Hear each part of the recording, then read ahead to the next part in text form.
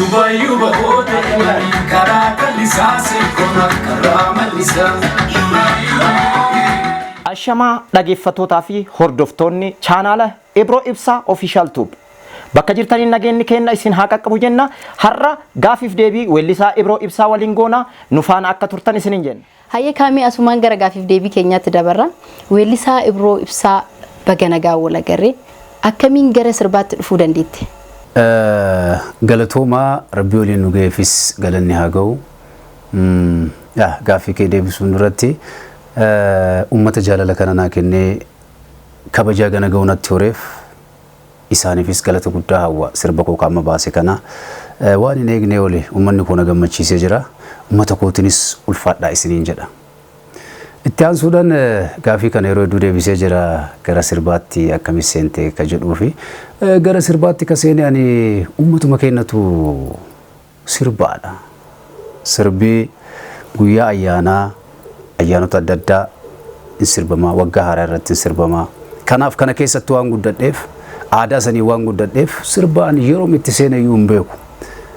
Sambooddee garuu erga ani ta'e booda Adaamatti baandii keessa dalagaa ture. Baandii jiituu jedhamu akka bashaatti bara 1995 baandii jiituu dalagaa ture. Sambooddas hawwisoo odaa nabii dalagaa ture.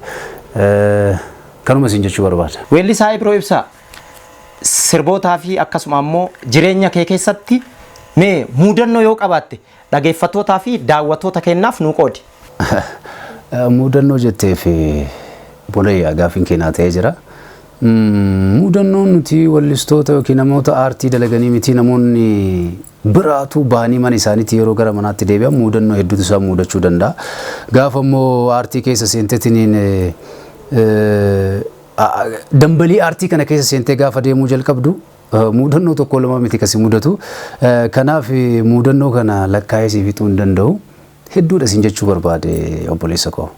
Hayyee dhaggeeffattootaa fi daawwattoonni akkasuma ammoo dinqisiifattoonni weellisaa Ibro Ibsaa muudannoon isaa kana fakkaata.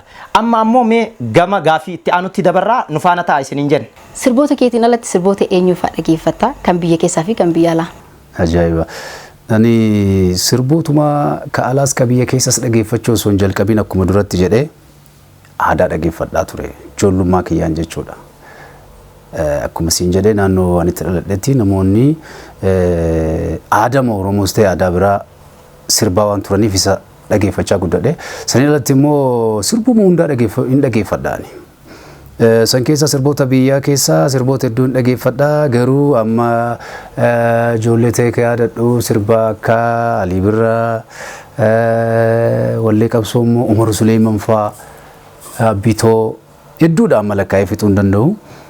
Kana alatti immoo sirboota biyya alaa keessaa akka jettee ollaa kennarraa yoo fuune Suudaanii Maamad Wardii Maalii Alifaarkaa ture warra dur keessaa jechuudha.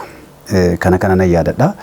Just immoo warra ammas warra dhaggeeffadhuu fi warra jaaladhu baay'eetu jira jechuudha. Addunyaarraa immoo ijoollee taanee maal Maayikil Faas ilaalaa turre sirboota Indiis ilaalaa turre kun tokko lamaa miti. Maaliif guddinummaan kiyyaan aartii keessatti guddadhe.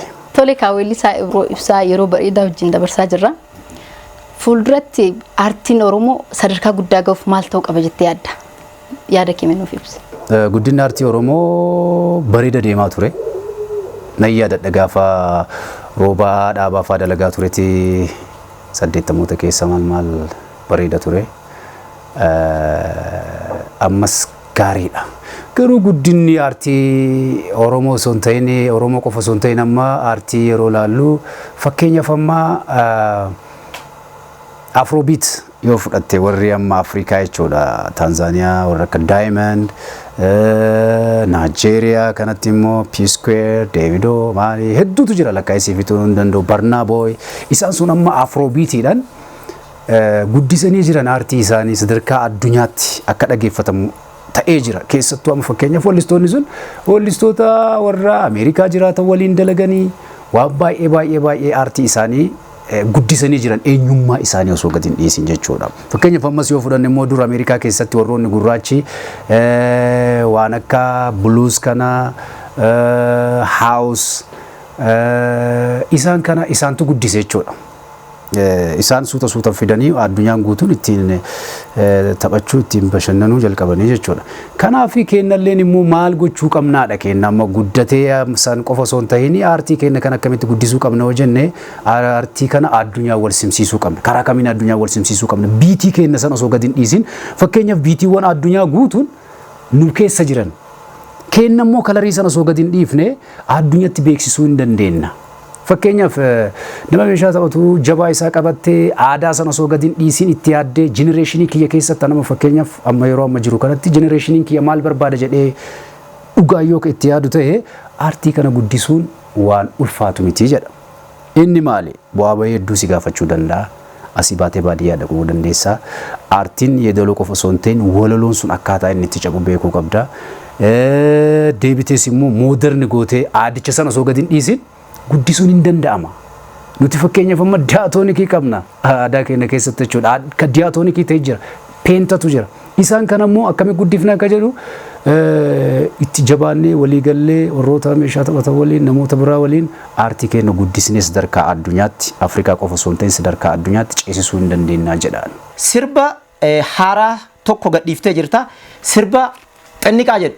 Sirba kana keessa biitiiwwan hedduutu yookiin gurra koof haaraa mee isa kana dinqisiifattoota keetiif akkasuma immoo daawwattoota keetiif nu qoodi.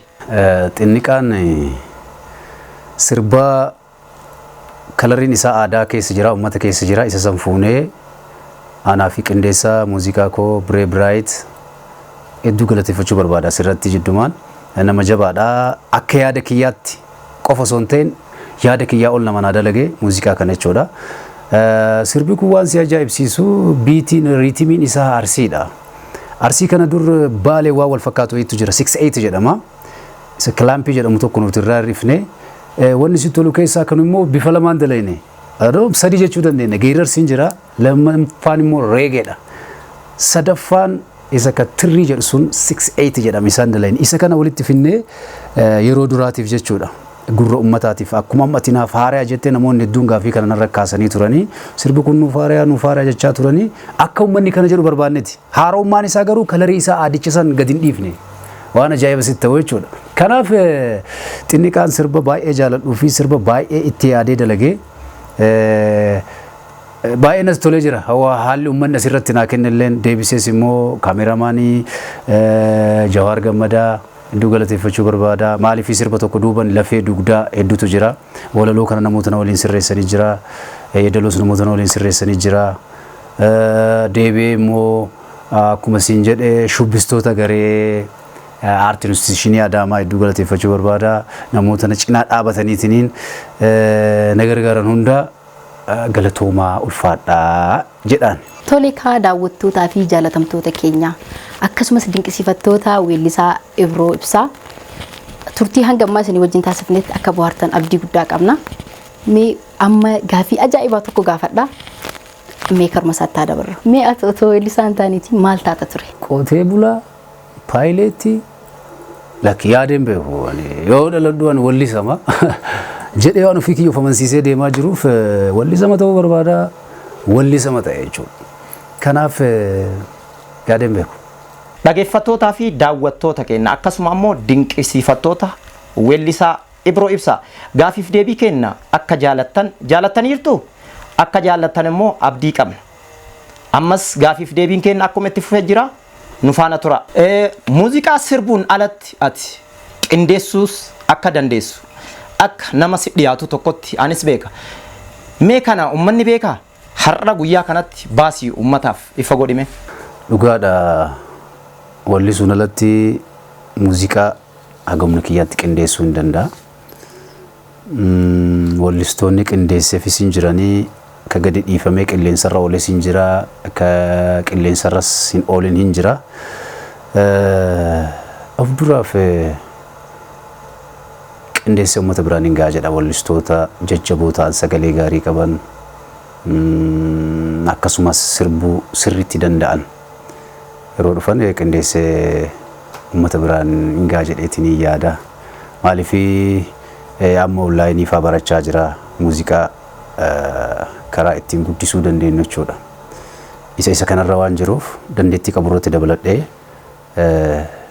galmi koo fuuldura fagoo waan ta'eef boru galman gahaa jedheetiin ni yaada. Dhaggeeffattootaa fi hordoftoota keenya sagantaan keenya gaafiif deebii weellisaa Ibroo Ibsaa waliin goone kana fakkaata.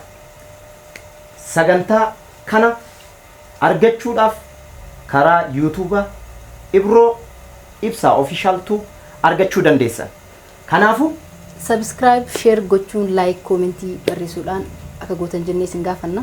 Eeyyee gama Ibroo weellisaa Ibrootiin dhufu gama chaanaala kanaatiin argachuu dandeessan. Yaadni keessan gara commentii akkasuma immoo gara fuula Facebookaatiin nu qaqqabsiistan, nu ijaaraa, nu jajjabeessa, nu faana turaan abdii kenna. Kanaafu subscribe, share, like gochuu akka hin daganne maatii akka taatan isiniin jenna, isin jaalanna. Dhumarratti ummata koo hunda galateeffachuu barbaada, galatooma ulfaadhaa jedhaanii maalifi yeroo hunda nu bira dhaabattanii amilee nu taatanii nulleen isumaaf dalaynaa isinis immoo nu bira dhaabattaniitiin hamileedhaan nu jajjabeessaa jirtanii ulfaadhaa isiniin jedha. Itti aansuudhaan immoo qindeessaa muuziqaa Roobaa Dhaabaa yookiin immoo Mulgeetaa Baata parsantii 85 ol wallee biyya kanaa isatu qindeessaa ture afaan Oromoos ta'ee afaan sabaaf sablammii hundaa jechuudha. Har'a jiru asirraa deemee jira biyyoo isaatti daadhinaa guutu. Amma jechuun danda'u waa'ee isaa isa birattis guddadhee yeroo kaasu jechootaan na hanqata. Kanaan alatti immoo amma sirboota amma dalagaa jiru xinniqaa kanaan alatti wallee biraa Biree Biraayit waliin dalagaa jirra. Biree Biraayitis hedduu galateeffachuun barbaada. Na bira dhaabatee yaada kiyya narraa fudhatee yaada kiyyaa olitti dabalee hamilee qabuun waa hundaan na bira dhaabatee na qarqaaruu isaatti birishaa ulfaadhu galatoominaaf jiraadhu jedha.